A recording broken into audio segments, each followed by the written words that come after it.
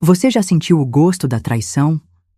Não falo do tipo que vem de estranhos ou desafetos. Falo daquela que vem de quem você mais ama, de quem você dedicou a vida inteira para proteger. Tem um sabor único, sabe? Um amargor que desce pela garganta e se instala no peito como um tumor gelado. Eu senti esse gosto num sábado de março, às 16h42, no saguão do Aeroporto Internacional do Recife. Lembro a hora exata porque olhei para o relógio digital acima do balcão de embarque quando o celular vibrou na minha mão. Vó, decidimos ir antes. Achamos melhor você ficar, sua pressão anda instável. Simples assim. 16 palavras para anular 5 décadas de sacrifício. Eu tinha acabado de chegar ao aeroporto, trajando um conjunto de linho azul marinho que comprei especialmente para a viagem, minha mala de rodinha novinha ao lado. A mocinha do check-in me olhava com um sorriso ensaiado enquanto eu lia aquela mensagem. Levantei os olhos e, através do vidro da sala de embarque, vi meu filho Paulo, minha nora Cristina e meus 2 netos na fila de embarque. Eles não me viram. Ou fingiram não ver. O que eles não sabiam é que eu já tinha descoberto tudo. O que eles não imaginavam é que aquela senhora de 66 anos, cabelos tingidos de castanho claro e óculos na ponta do nariz, ainda era a mesma Dulce Maria, que décadas antes enfrentou a diretoria inteira da escola estadual para defender um projeto de modernização que ninguém acreditava. A mesma que criou um filho sozinha depois que meu Arnaldo morreu de infarto aos 45. A mesma que coordenou a informatização de toda a rede estadual de escolas quando muitos dos meus colegas mal sabiam ligar um computador.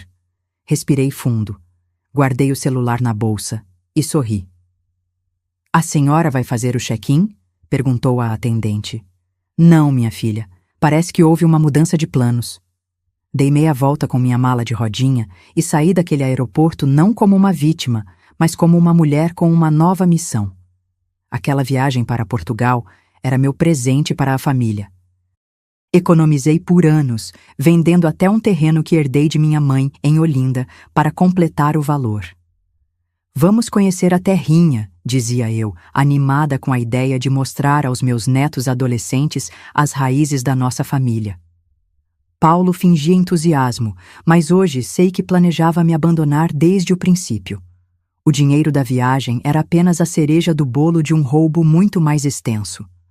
Depois que meu Arnaldo se foi, em 2018, Paulo assumiu a gestão das minhas finanças. Mãe, a senhora não entende de internet banking, vai acabar caindo em golpe, deixa que eu cuido disso. E eu, tola orgulhosa do filho executivo de banco, entreguei minha independência de bandeja. O que ele não sabia é que uma professora aposentada pode ter muito tempo livre para aprender coisas novas. Foi numa tarde quente de janeiro de 2023, enquanto Paulo trabalhava, que peguei seu tablet emprestado para ver um vídeo no YouTube sobre crochê. Ele esquecera de sair do aplicativo do banco. Lá estavam, uma sequência de transferências das minhas contas para destinatários desconhecidos, ao longo de meses. Quantias pequenas no começo, maiores com o passar do tempo. Fotografei tudo com meu celular e devolvi o aparelho exatamente como estava. Naquela noite, não dormi. Senti como se tivesse levado um tiro, mas mantive a compostura quando ele apareceu na manhã seguinte trazendo pão francês e um sorriso. Dormiu bem, mãezinha? Perguntou, beijando minha testa. Respondi que sim, que tinha dormido como um anjo. Foi o início da minha investigação silenciosa. Instalei discretamente o aplicativo do banco no meu próprio celular e passei a monitorar cada movimento. Comecei a guardar todos os extratos, a fotografar documentos. Criei um diário detalhado de cada ação suspeita.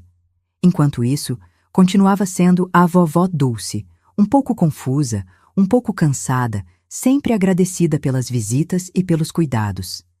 A participação de Cristina na farsa ficou clara quando comecei a perceber os padrões. Toda quinta-feira, ela aparecia com seus sucos detox. É para a senhora ficar forte, dona Dulce, dizia com aquele sorriso perfeito. Depois dos sucos, eu sempre me sentia estranhamente sonolenta, confusa. Era nessas tardes que aconteciam as maiores transferências, que Paulo me trazia documentos para assinar. Minha salvação veio na forma de Marlene, minha vizinha do 302, farmacêutica aposentada com quem eu jogava buraco às terças-feiras. Quando lhe contei sobre minhas suspeitas, numa conversa aparentemente casual, ela não hesitou. Na quinta seguinte, enquanto eu distraía Cristina na sala, mostrando álbuns de fotografias antigas, Marlene entrou pela cozinha e pegou uma amostra do suco verde que minha nora havia trazido. O resultado da análise, feita por um colega do laboratório onde Marlene trabalhara por décadas, confirmou o impensável. Doses de diazepam e outros sedativos leves, combinados para causar sonolência, confusão temporária, sem despertar suspeitas médicas. Não era veneno, era pior. Era uma tentativa calculada de me fazer parecer incapaz, senil, para facilitar o controle sobre meus bens. Chorei aquela noite inteira, abraçada ao porta-retrato com a foto do pequeno Paulo aos 5 anos, sorrindo com os 2 dentes da frente faltando. Onde estava aquele menino? Em que momento meu filho se transformou nesse estranho calculista? Pela manhã, sequei as lágrimas e prometi a mim mesma. Aquelas seriam as últimas que derramaria por causa dele. Foi Miguel quem me ajudou a dar os próximos passos. Miguel Santana tinha sido meu aluno no colégio estadual nos anos 90, um menino brilhante da periferia que se tornou advogado. Ele se especializou em direito do idoso após ver a própria avó ser enganada por parentes. Nos reencontramos por acaso numa farmácia do bairro, e ele me reconheceu imediatamente.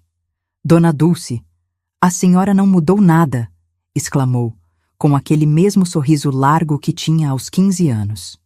Ora, Miguel, agora estou toda enrugada e de cabelo tingido, respondi, genuinamente feliz por vê-lo. A energia é a mesma, professora. A senhora salvou minha vida quando me incentivou a fazer aquele concurso de redação. Foi com o prêmio que comprei meus primeiros livros de direito.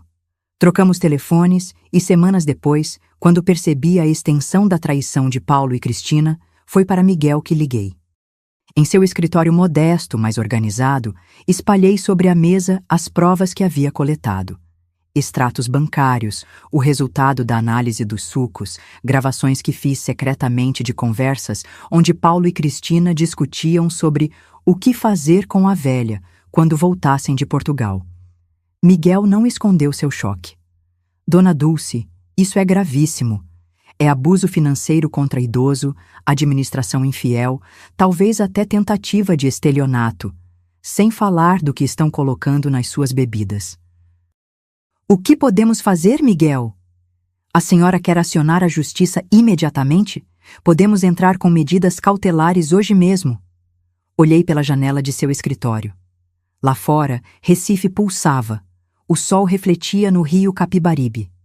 Pensei no escândalo que seria, nas manchetes de jornal, no constrangimento dos meus netos na escola.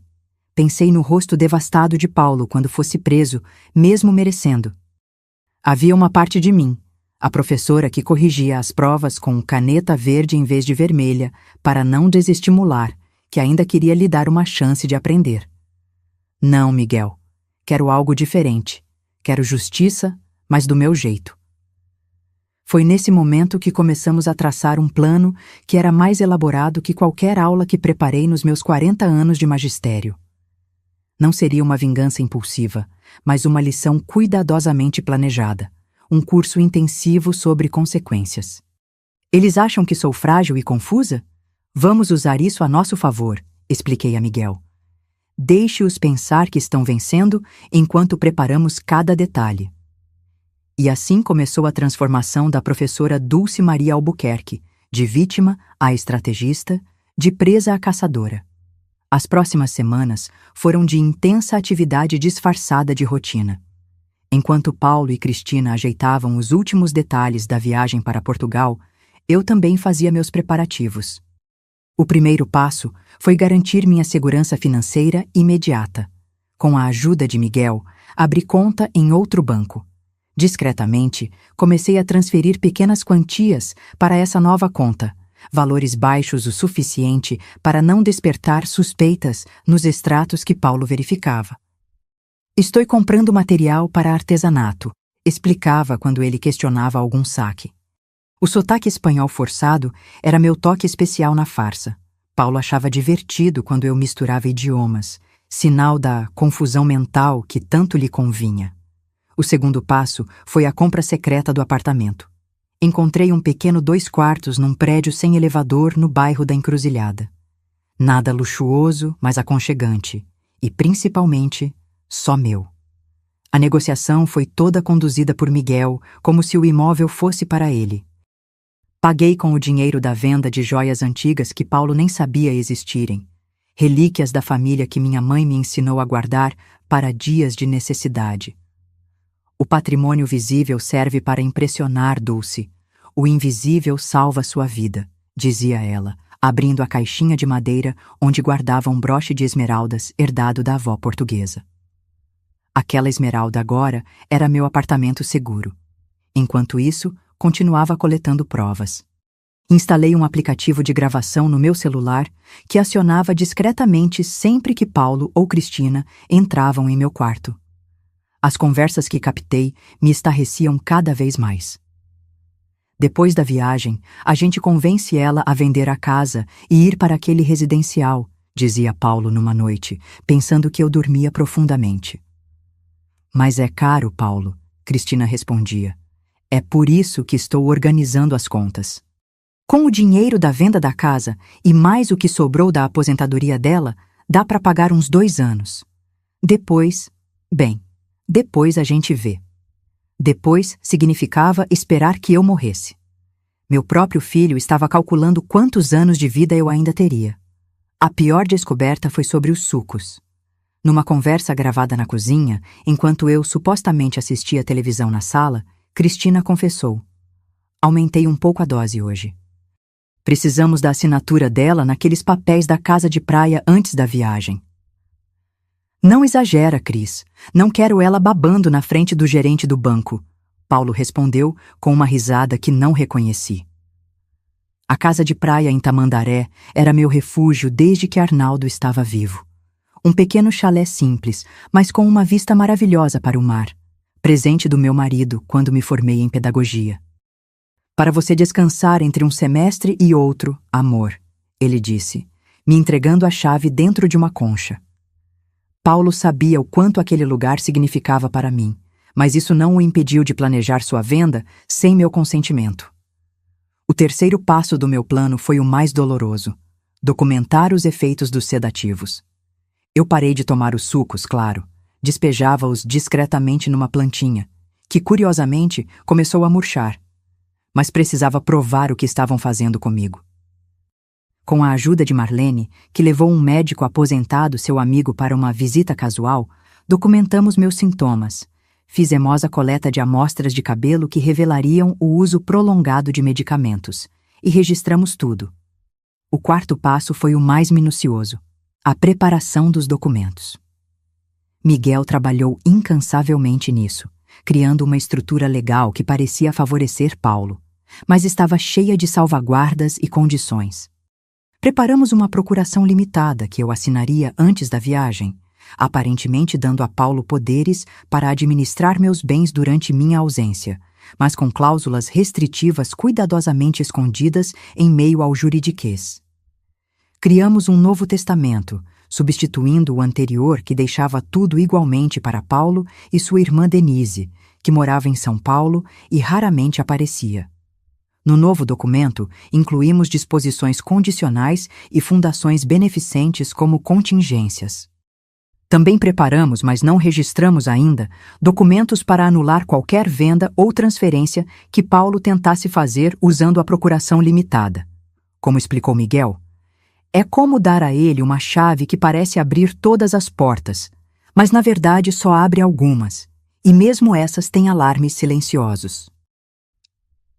O passo mais audacioso foi a transferência da casa de praia para o nome de Paulo, mas com um usufruto vitalício para mim e uma cláusula de reversão caso determinadas condições não fossem cumpridas, incluindo a obrigação de manter pagamentos mensais para uma instituição de idosos carentes. Na prática, ele teria o título, mas nenhum benefício real enquanto eu vivesse, e ainda teria despesas obrigatórias associadas à propriedade. Ele provavelmente não vai ler as letras miúdas, disse Miguel. Ninguém lê, principalmente quando acham que estão levando vantagem. E se ele ler? Perguntei. Se ele ler e recusar, revelará que suas intenções não são cuidar da senhora, mas se apropriar dos seus bens, respondeu Miguel com um sorriso sagaz. É um xeque-mate jurídico. O último e mais importante passo foi garantir minha independência física. Secretamente, comecei a fazer aulas de direção. Nunca havia precisado dirigir. Arnaldo sempre dirigiu para nós, e depois Paulo insistia em me buscar, mais para controle do que por gentileza. Miguel me emprestava seu carro nas manhãs de terça, quando Paulo estava sempre em reunião. 3 semanas depois, consegui minha habilitação, escondendo-a junto com os demais documentos importantes em um cofre no novo apartamento. Enquanto a data da viagem se aproximava, eu interpretava com perfeição meu papel de mãe e avó ansiosa. Mostrava-me cada vez mais dependente, mais confusa, agradecendo efusivamente por cada ajuda que me davam. O que seria de mim sem vocês? Repetia, vendo os sorrisos de superioridade que trocavam. 2 dias antes da viagem, Paulo veio com os papéis da casa de praia. Mãe, é só uma transferência para facilitar a administração enquanto estivermos fora. A senhora confia em mim, não é? Claro, meu filho, respondi, assinando os documentos preparados por Miguel, que pareciam idênticos aos que ele apresentava, mas tinham aquelas cláusulas especiais cuidadosamente inseridas. Ele nem sequer percebeu a troca. Na manhã programada para nossa partida, arrumei minha mala com cuidado. Coloquei o conjunto azul marinho, separei o passaporte. Paulo viria me buscar às 14 horas para irmos juntos ao aeroporto. Às 13 horas, recebi uma ligação de Cristina. Dona Dulce, decidimos que seria melhor a senhora não viajar, disse ela com falsa preocupação. Sua pressão andou alterada e o voo é tão longo. Mas já está tudo pronto, minha filha, respondi fingindo confusão. Paulo vai passar aí para explicar melhor. Ele está separando um dinheirinho para a senhora, para compensar. A ofensa era dupla. Me excluir da viagem que eu mesma havia pago e ainda achar que podia me compensar com uma fração mínima do que haviam me roubado. Paulo apareceu às 14 horas, não para me buscar, mas para dar a notícia oficialmente e pegar os presentes que eu havia separado para parentes distantes em Portugal. Fingiu tristeza. Disse que remarcaríamos minha viagem para quando você estiver melhor, mãezinha. Entregou-me um envelope com 2.000 réis, menos de 2% do que haviam custado as passagens da família inteira. Abracei-o forte, desejei boa viagem e disse que iria para o aeroporto mesmo assim, só para ver vocês embarcarem. Não precisa, mãe. Vai ser cansativo para a senhora. Faço questão, filho. Quero ver meus netinhos partindo para essa aventura. Ele não insistiu, provavelmente para não criar um atrito que pudesse levantar suspeitas. Chamou um Uber para mim, enquanto ele seguia no carro próprio, já carregado com as malas da família. Nos encontraríamos no aeroporto. E assim cheguei àquele momento, às 16h42 de um sábado de março, quando recebi a mensagem final confirmando o que já sabia. Eu não entraria naquele avião. Foi quando decidi que, enquanto eles conheciam Portugal, eu começaria minha própria jornada. Passei a primeira semana executando a fase inicial do meu plano, a mudança silenciosa. Enquanto a família desfrutava de Lisboa e postava fotos sorridentes nas redes sociais, eu transferia discretamente meus pertences pessoais para o novo apartamento. Não levei móveis ou eletrodomésticos, apenas roupas, fotografias, livros e objetos de valor sentimental. Itens grandes poderiam ser substituídos. Memórias não. Marlene e sua filha Juliana me ajudaram, usando o carro da família para transportar as caixas. É como uma operação militar, brincava Juliana, que havia servido na Marinha por alguns anos. Precisão e discrição são essenciais. No terceiro dia, Miguel acionou os procedimentos legais que havíamos preparado. Primeiro, registramos oficialmente o Novo Testamento. Em seguida, Ele enviou notificações formais aos bancos, informando sobre possíveis tentativas de acesso indevido às minhas contas. Não bloqueamos nada ainda. Queríamos que Paulo tivesse corda suficiente para se enforcar sozinho. O segredo é não agir como vítima, explicou Miguel enquanto assinávamos os documentos em seu escritório. Estamos agindo preventivamente, como uma pessoa plenamente capaz que identificou riscos e está se protegendo. Isso fortalece nosso posicionamento legal. Naquela mesma tarde, visitamos a delegacia especializada em crimes contra idosos. Não registramos queixa formal, ainda, mas deixamos um boletim de ocorrência preventivo relatando preocupações com minha segurança financeira. O delegado Maurício, um homem na casa dos 50 anos com olhos cansados, mas atentos, ouviu meu relato com interesse crescente. Infelizmente, dona Dulce, vemos casos assim diariamente, mas raramente a vítima tem sua organização e previdência. Ele carimbou o documento e me entregou uma cópia. Isso já garante um histórico oficial quando precisarmos agir. Quando precisarmos, não se precisarmos. Maurício entendeu rapidamente que não se tratava de um simples medo, mas de um plano em andamento. No 5º dia, contatei minhas amigas do antigo grupo de professoras.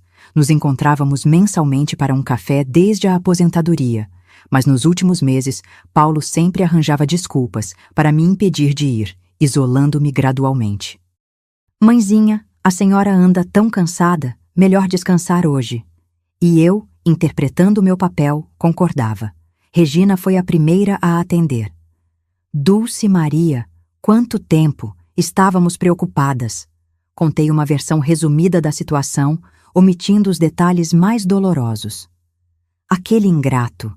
Sempre desconfiei daquele sorrisinho ensaiado dele, exclamou Regina, que nunca foi de esconder opiniões. Estamos com você, amiga. O que precisar? Em poucas horas, meu celular não parava de receber mensagens de solidariedade e ofertas de ajuda. Gertrudes ofereceu seu apartamento na praia como refúgio temporário. Ivone, que dava aulas de finanças antes de se aposentar, se dispôs a revisar minha situação econômica. Até Cecília, aos 73 anos e com mobilidade reduzida, insistiu em vir me visitar no novo endereço, nem que seja de táxi e com andador.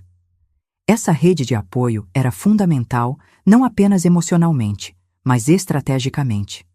Paulo havia trabalhado sistematicamente para isolar-me, criando a imagem de uma senhora confusa e dependente. Cada testemunha do meu estado real de lucidez e independência era uma arma contra sua narrativa. No 6º dia, começamos a preparar a casa para o retorno deles. Não a esvaziei completamente, isso geraria alarme imediato. Em vez disso, criamos a ilusão de normalidade com pequenas ausências estratégicas. O porta-retratos com a foto de Arnaldo sumiu da estante. Meus livros de receitas já não estavam na gaveta da cozinha. O xale que sempre ficava no encosto da poltrona desapareceu. Detalhes que só seriam notados aos poucos, criando uma inquietação crescente. Em alguns lugares, deixei pistas propositais. No meu quarto, uma gaveta entreaberta mostrava que havia sido esvaziada às pressas. Na mesa da sala, um bloco de notas com um endereço parcialmente visível e riscado. No banheiro, apenas metade dos meus medicamentos habituais. Eram migalhas num caminho que não levava a lugar nenhum. A ideia é fazê-los perceber que algo mudou, mas não entender exatamente o que, expliquei a Marlene enquanto reorganizávamos os armários. Quando a incerteza começa a corroer, os erros aparecem. Você devia ter sido estrategista militar, não professora, riu Marlene, ajudando a reorganizar as panelas de forma que parecessem as mesmas, mas estivessem em ordem ligeiramente diferente. Miguel entrou em contato com a administradora do condomínio onde eu morava, uma senhora discreta chamada Nadir, que sempre me cumprimentava com respeito. Explicamos a situação e ela prontamente concordou em ser mais uma aliada. Observaria movimentos estranhos e nos alertaria sobre qualquer tentativa de Paulo de, por exemplo, esvaziar o apartamento ou trazer avaliadores de imóveis. No 7º dia, enquanto as fotos nas redes sociais mostravam minha família nos vinhedos do Douro, conclui a última parte da preparação, A armadilha financeira. Com a ajuda de Miguel e de um contador forense que ele conhecia, criamos uma situação que parecia extremamente favorável a Paulo. Deixamos deliberadamente uma conta conjunta com um valor significativo, 50 mil reais, o suficiente para despertar ganância, mas não tanto que sua perda me prejudicasse seriamente. Como previsto, ao verificar os extratos online durante a viagem, Paulo começou a fazer pequenas movimentações nessa conta, testando se eu havia notado sua ausência. Ele mordeu a isca, comentou Miguel, verificando os alertas que chegavam ao meu e-mail. Cada transferência que ele faz está sendo registrada com hora, local e IP de acesso. Enquanto isso, no meu novo apartamento, comecei a criar um novo lar. Comprei apenas o essencial: uma cama, um sofá pequeno, uma mesa com 2 cadeiras. O restante poderia esperar. A sensação de dormir em um lugar onde ninguém poderia entrar sem minha permissão, onde nenhum suco suspeito apareceria na minha frente, era indescritível. Pela primeira vez em meses, dormia sem medo. Na manhã do 8º dia, recebi uma mensagem de Paulo. Uma foto dos netos na Torre de Belém com a legenda: "A senhora ia adorar, mãezinha. Vamos trazer muitas lembrancinhas", respondi com entusiasmo forçado, completando minha performance de idosa alienada. Naquela tarde, fui até a casa de praia em Tamandaré. Precisava me despedir daquele lugar que tantas memórias trazia. Não que estivesse desistindo dele, juridicamente, meu usufruto estava garantido. Mas sabia que, após o que estava por vir, aquele lugar nunca mais seria o mesmo refúgio de paz. Sentei-me na varanda de madeira, olhando o mar revolto de abril.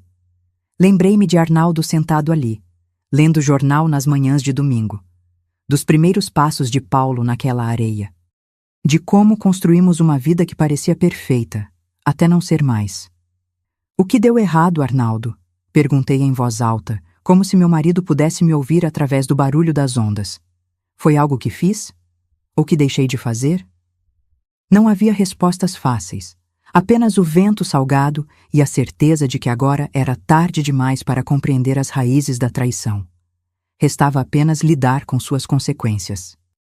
Voltei para Recife naquela noite, dirigindo com cuidado pela PE 060, ainda me acostumando a estar ao volante depois de tantos anos. Na rádio, tocava uma música antiga de Roberto Carlos: "Que eu te dei, que eu te dei." Desliguei o som. Precisava de silêncio para organizar os pensamentos. A viagem da família duraria mais 10 dias. Tempo suficiente para os últimos preparativos. Quando aquele avião pousasse em solo brasileiro, não seria a mesma Dulce Maria que deixaram para trás que os esperaria. O retorno de minha família estava marcado para uma quarta-feira, voo TAP, chegando às 14h20. Eu sabia o horário exato porque Paulo, mantendo as aparências, me enviava mensagens diárias com atualizações. O que ele não sabia é que eu monitorava os cartões de crédito e tinha visto cada gasto extravagante. Jantares em restaurantes estrelados, passeios de helicóptero, compras em boutiques de luxo. Tudo financiado pelo dinheiro acumulado com tanto esforço ao longo da minha vida. Na semana anterior à chegada deles, intensifiquei minhas ações. Miguel registrou oficialmente a denúncia na Delegacia de Crimes contra Idosos, apresentando todas as evidências que havíamos reunido. O delegado Maurício garantiu que o inquérito seria aberto discretamente, sem alertar Paulo ainda. "Queremos dar a ele a oportunidade de cavar seu próprio buraco mais fundo", explicou o delegado com o pragmatismo de quem já viu casos semelhantes inúmeras vezes. Também finalizamos o bloqueio preventivo das contas principais. Paulo ainda teria acesso àquela conta Escando, mas todas as outras estariam protegidas por medidas judiciais baseadas na suspeita de abuso financeiro. A juíza da Vara do Idoso, doutora Helena Bastos, analisou o caso com atenção especial.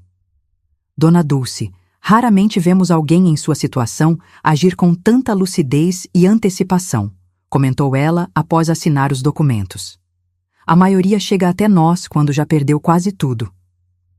"Eu ensinei história por 40 anos, doutora", respondi.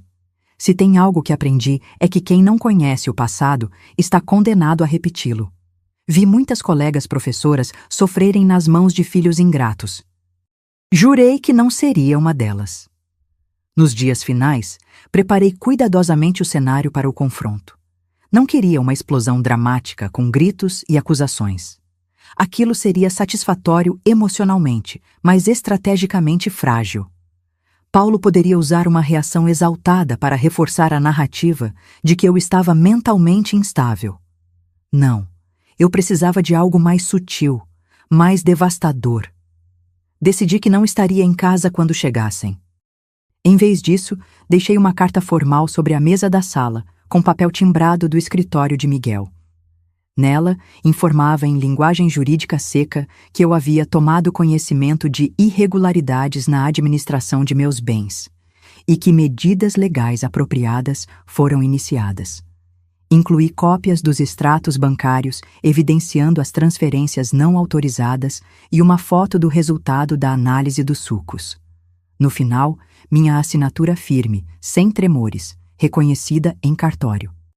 Junto à carta, deixei a chave do meu antigo quarto, agora vazio, exceto por uma caixa, contendo os frascos dos sucos que Cristina me dera, devidamente etiquetados com datas, e as gravações das conversas entre eles, impressas e também em pendrive. O telefone fixo da casa estava programado para desviar todas as chamadas para uma secretária eletrônica que instalei em meu novo apartamento. Assim, poderia ouvir as reações deles em tempo real, sem precisar estar presente. Na véspera da chegada, fiz algo que me surpreendeu pela ousadia. Fui até o apartamento de Paulo e Cristina, no edifício Guararapes, um prédio luxuoso em Boa Viagem. Usando a chave que Paulo havia me dado para emergências, entrei e deixei sobre a cama do casal um envelope contendo apenas 2 coisas. Uma fotocópia do meu Novo Testamento, onde eles eram mencionados apenas para receber itens de valor sentimental, mas nenhum bem material, e uma foto minha recente, sorrindo ao lado do delegado Maurício e da juíza Helena, tirada propositalmente para esse momento. Na manhã do grande dia, acordei estranhamente calma. Vesti um vestido azul petróleo que havia comprado especialmente para a ocasião. Queria estar elegante para o momento, mesmo que ninguém fosse me ver. Arrumei o cabelo com cuidado, passei batom. Olhei-me no espelho e vi não a Dulce Maria fragilizada, que Paulo e Cristina pensavam ter deixado para trás, mas a professora respeitada que fui por décadas, aquela que estudantes temiam decepcionar. Hoje é dia de prova final, meu filho, murmurei para o reflexo. E você não estudou o suficiente. Perto do horário de chegada do voo, posicionei-me estrategicamente numa cafeteria a 2 quarteirões de distância da minha antiga casa. Pedi um cappuccino e liguei o notebook que Miguel havia me ensinado a usar. Nele, podia acompanhar em tempo real as câmeras de segurança discreta que havíamos instalado na sala e na cozinha do apartamento. O sistema enviava as imagens diretamente para um servidor seguro, que também guardava cópias como evidência adicional. Às 15h43, o táxi parou em frente ao prédio. Vi pela câmera externa Paulo descarregar as malas, Cristina organizando os meninos. Pareciam cansados da viagem, mas satisfeitos.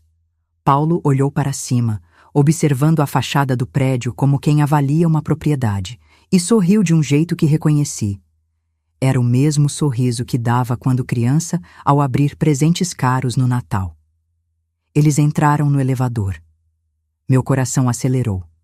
Tomei um gole de cappuccino para disfarçar o tremor súbito nas mãos. Não era medo, era a adrenalina do momento pelo qual havia planejado tão cuidadosamente. A porta do apartamento se abriu. Paulo entrou primeiro, chamando. "Mãezinha, chegamos!" Silêncio. Ele franziu o senho, olhou para Cristina. "Talvez esteja dormindo", sugeriu ela, enquanto as crianças corriam para explorar a casa após a longa ausência. Paulo foi até meu quarto, bateu levemente na porta, depois a abriu. Percebi o exato momento em que notou a ausência. Seus ombros enrijeceram, ele entrou completamente no quarto, olhando ao redor com crescente alarme. "Cris, vem cá!" chamou com uma nota de pânico na voz. Cristina entrou no quarto e sua reação foi ainda mais dramática. Levou as mãos à boca. Depois começou a abrir gavetas e o guarda-roupa freneticamente. Tem alguma coisa errada, disse Paulo, saindo rapidamente do quarto e verificando outras partes da casa. Foi então que ele notou a carta sobre a mesa da sala. Aproximou-se lentamente, como quem se aproxima de uma cobra. Abriu o envelope, começou a ler. Vi seu rosto empalidecer, depois enrubescer. Suas mãos começaram a tremer tanto que o papel farfalhava audível. Paulo, o que houve? Perguntou Cristina, aproximando-se. Ele não respondeu, apenas entregou a carta. Enquanto ela lia, Paulo pegou o celular e tentou me ligar. O telefone tocou na secretária eletrônica ao meu lado. Mãe! Mãe, onde você está? Por favor, atenda! Sua voz soava desesperada. Isso é algum mal-entendido, eu posso explicar tudo. Deixei que a ligação fosse para a caixa postal. Ele tentou novamente, depois mais uma vez. Enquanto isso, Cristina havia pegado a caixa com os frascos rotulados e parecia prestes a desmoronar. Paulo abriu seu aplicativo bancário. Pude ver o momento exato em que descobriu o bloqueio das contas. Ele digitava freneticamente, tentando diferentes senhas, diferentes contas. Nada. Paulo, estamos ferrados, disse Cristina segurando um dos frascos com os restos de seus sucos. Como ela descobriu? Aquela velha fingida, explodiu ele jogando o celular no sofá. Fingiu esse tempo todo. Ela planejou tudo isso. Aquelas palavras, em vez de me ferirem, me trouxeram uma estranha satisfação. Sim, eu havia planejado. Sim, eu havia fingido. Exatamente como ele me ensinou. Naquele momento, o telefone de Paulo tocou. Ele atendeu ansiosamente, pensando talvez que fosse eu. Mas pelo seu rosto, percebi que era outra pessoa. Provavelmente o gerente do banco, respondendo às suas tentativas desesperadas de acesso às contas. Como assim bloqueio judicial? Que história é essa de inquérito? Ele perguntava, pálido. Enquanto Paulo discutia ao telefone, Cristina continuava revirando a casa, procurando pistas do meu paradeiro. Os meninos, percebendo que algo estava errado, haviam se recolhido para seus quartos, assustados com a súbita transformação dos pais. Terminei meu cappuccino e fechei o notebook. Já havia visto o suficiente. A próxima fase estava em andamento. Não precisava testemunhar cada momento do desmoronamento. Miguel me ligaria assim que a intimação fosse oficialmente entregue, provavelmente no dia seguinte. Saí da cafeteria e caminhei lentamente até o ponto de ônibus. O sol de Recife começava a baixar, lançando uma luz dourada sobre os prédios. Enquanto esperava o transporte, ressoavam na minha mente as palavras que escrevi no final da carta para Paulo. Você pode ter esquecido, filho, mas eu passei a vida ensinando os jovens que a história não perdoa aqueles que tentam reescrevê-la a seu favor. Esta lição, infelizmente, você terá que aprender da maneira mais difícil. Nos dias seguintes, o desespero de Paulo escalou conforme cada parte do meu plano entrava em ação. Miguel, cumprindo seu papel com perfeição, tornou-se o intermediário impenetrável entre mim e meu filho. Todas as demandas, ameaças e eventualmente súplicas passavam por ele. Dona Dulce, seu filho tentou invadir seu antigo apartamento ontem à noite, relatou Miguel por telefone na manhã do segundo dia. O porteiro Sebastião, conforme instruído, não permitiu a entrada e ameaçou chamar a polícia. Ele saiu bastante alterado. Eu estava então acomodada no apartamento de Gertrudes na praia de Candeias, um lugar arejado com vista para o mar. Minha amiga havia viajado para visitar a filha em Brasília e insistiu que eu usasse o imóvel pelo tempo que precisar. Ele tentou as outras contas? Perguntei, bebericando um chá de camomila genuíno, sem adições químicas. Todas. O sistema registrou 16 tentativas de acesso nas últimas 24 horas. Também houve 3 saques na conta isca, totalizando R$12.000. Desesperado, comentei. E o inquérito? O delegado Maurício formalizou tudo ontem à tarde. A intimação será entregue hoje. Preparei um dossiê complementar relacionando as tentativas recentes de acesso às contas bloqueadas como evidência adicional de intenção. Agradeci a Miguel e desliguei. Olhei para o horizonte azul do oceano, pensando na tempestade que se formava na vida do meu filho. Não senti alegria. A satisfação não era um sentimento simples ou puro. Era algo mais complexo, misturado com uma tristeza profunda pelo que poderia ter sido se ele houvesse seguido um caminho diferente. À tarde, recebi a primeira mensagem direta de Paulo. Mãe, pelo amor de Deus, precisamos conversar. Isso é um erro terrível. Posso explicar tudo. Não respondi. Algumas horas depois, outra mensagem. Estamos desesperados. As crianças estão assustadas. Por que a senhora está fazendo isso conosco? A inversão de papéis era notável. Agora eu era a vilã e eles as vítimas. Clássico de quem é confrontado com as consequências dos próprios atos. A terceira mensagem veio perto da meia-noite. O delegado veio aqui. Estão falando em prisão, mãe. Prisão. Pelo amor de Deus, a senhora não pode fazer isso com seu próprio filho. Na manhã seguinte, o plano avançou para sua próxima fase. Miguel e eu nos encontramos no fórum para uma audiência preliminar com a juíza Helena. Paulo e Cristina também foram convocados, junto com seus advogados apressadamente contratados. Cheguei deliberadamente alguns minutos atrasada, para garantir que eles já estivessem presentes. Quando entrei na sala de audiências, vestindo um terno cinza claro impecável, outro presente para mim mesma, vi o impacto imediato da minha presença. Paulo parecia ter envelhecido 10 anos em 3 dias. Os olhos vermelhos de quem não dormia, o cabelo despenteado. Cristina mantinha uma compostura artificial, mas seus dedos tamborilavam nervosamente na mesa. Bom dia, cumprimentei a todos com voz serena. Não olhei diretamente para meu filho ou minha nora. Mãe, começou Paulo, levantando-se. A senhora pode se sentar aqui, dona Dulce. Interrompeu a juíza, indicando uma cadeira ao lado de Miguel. Vamos dar início à audiência. O que se seguiu foi uma exposição metódica dos fatos. Miguel apresentou cada evidência com precisão cirúrgica.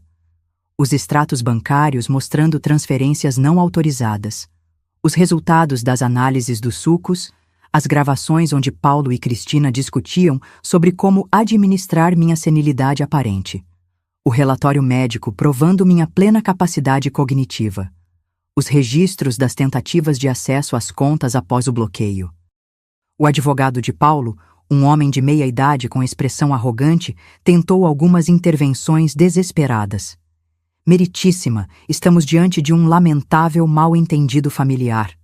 Meu cliente apenas procurava proteger o patrimônio de sua mãe, dada a idade avançada dela. A idade avançada não é incapacidade, doutor, respondeu secamente a juíza. E não vejo como transferências não autorizadas para contas pessoais possam ser interpretadas como proteção patrimonial. Em determinado momento, Paulo não aguentou mais. Levantou-se abruptamente, ignorando os apelos do advogado para se conter. Mãe, como a senhora pôde fazer isso comigo? Eu sou seu filho, seu único filho. Olhei diretamente para ele pela primeira vez. Seus olhos, tão parecidos com os de Arnaldo, estavam cheios de lágrimas, de raiva ou arrependimento, eu não saberia dizer. Você teve 2 escolhas, Paulo, respondi calmamente. Ser meu filho ou ser meu predador. Você escolheu a segunda opção. A sala ficou em silêncio absoluto após minhas palavras. A juíza permitiu que o momento se estendesse antes de retomar o controle da audiência. Creio que temos elementos suficientes para determinar as medidas cautelares solicitadas, declarou ela finalmente.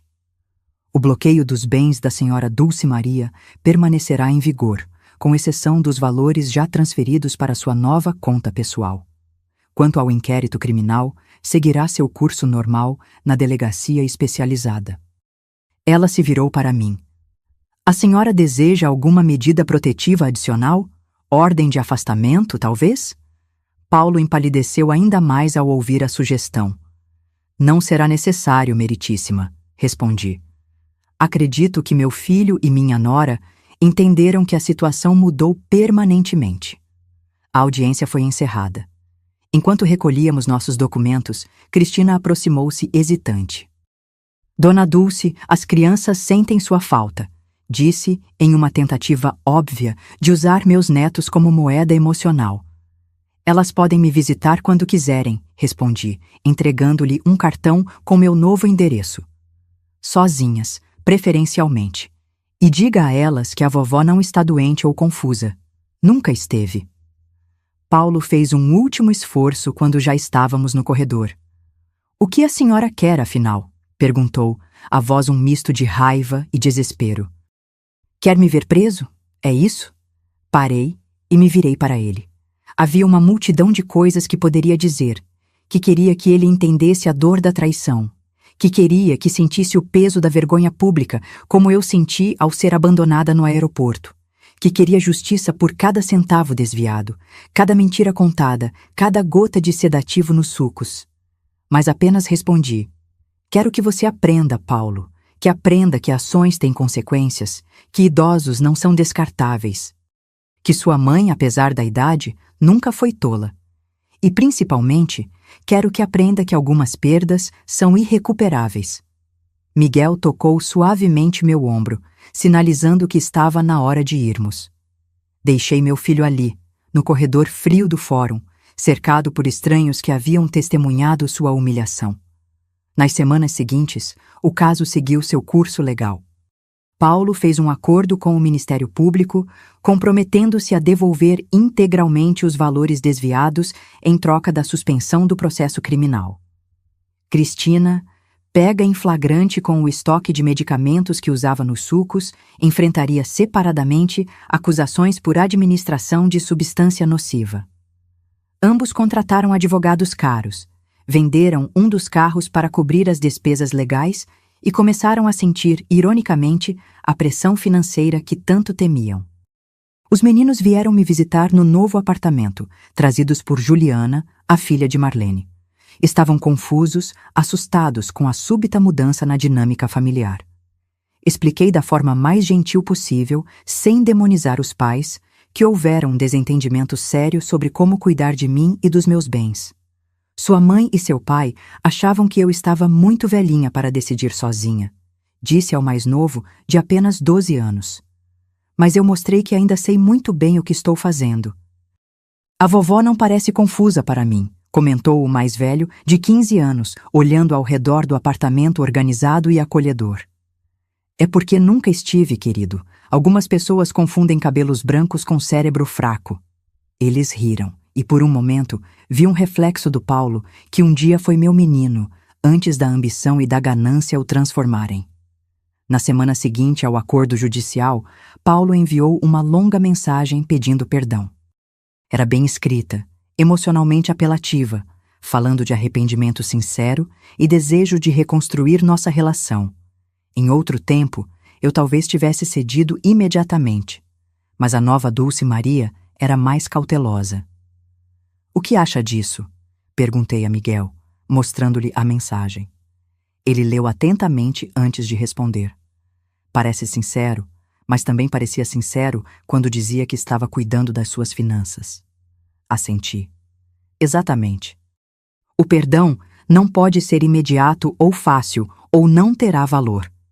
Respondi a Paulo com uma mensagem curta. O tempo dirá se seu arrependimento é real ou apenas consequência de ter sido pego. Não feche a porta da reconciliação, mas saiba que a confiança, uma vez quebrada, é como um vaso valioso restaurado. As rachaduras sempre estarão visíveis. E assim estabelecemos um novo equilíbrio. Eu, em meu apartamento modesto, mas exclusivamente meu. Paulo e Cristina, lidando com as consequências legais e sociais de seus atos, vários amigos se afastaram quando a história se espalhou, e a clínica de nutrição de Cristina perdeu clientes. Meus netos, navegando em águas turbulentas, mas com a certeza de que a avó estava lá como um farol estável. Algumas noites, sentada na pequena varanda, olhando as luzes de Recife, questionava se havia ido longe demais. Se a vingança, por mais justificada que fosse, não havia endurecido algo em mim que deveria permanecer suave.